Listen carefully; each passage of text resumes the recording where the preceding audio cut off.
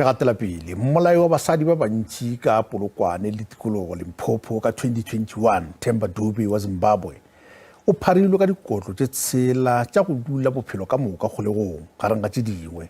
Dube o otlilwe godimo ga melato ye lesomešupa go e masometharotee yona e akaretša go bolaya, go kata, go hula bogodu le go thopa gareng ga e mengwe. Mmono wa molato Themba Prince Dube o kwebile bophelo makga a tshela kgolegong ba le bana le go bolaya basadi ba tshela ka Polokwane le dinaga mabapi. O kwebile gape bophelo makga a mabedi ba le bana le kato le ye mengwe ya mengwaga ye 15 makga a 5 ba le bana le go hula.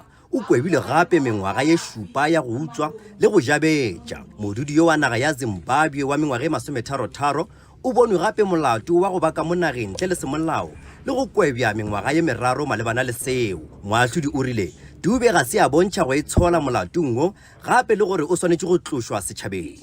Your sentence as follows. Count 2, you're sentenced to 15 years imprisonment. Count 3, you're sentenced to life imprisonment.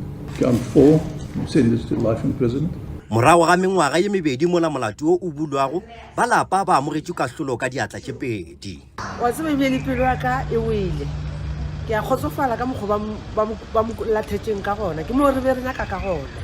Basadi ba ba bolailweng ka moka na bona ke nagana gore ke bommago bana ka moka ba šile bana and then go bohloko go bana go kgaogana le batswadi ba bona. Ke a leboga gobane ga a ka sa ba gona mo lefaseng le pelo ya ka ebile e fodile e taba gabotse ka ge e le gore o re tšeetše bana ba rena maphelo. Morago ga gore moahlodi a latlhele Themba Dube bophelo ka moka kgolegong makga a mmalwa, Dube o ile a tšweletše gore o rata go ipelaetša malebana le sephetho seo. Moahlodi mo file letšatši la Labone gore a tšweletše boipelaetšo bja gagwe gona fa kgoreng kgolo ya tsheko ya Polokwane. Nna ke Koketšo Motabo wa ditaba tša SABC Polokwane.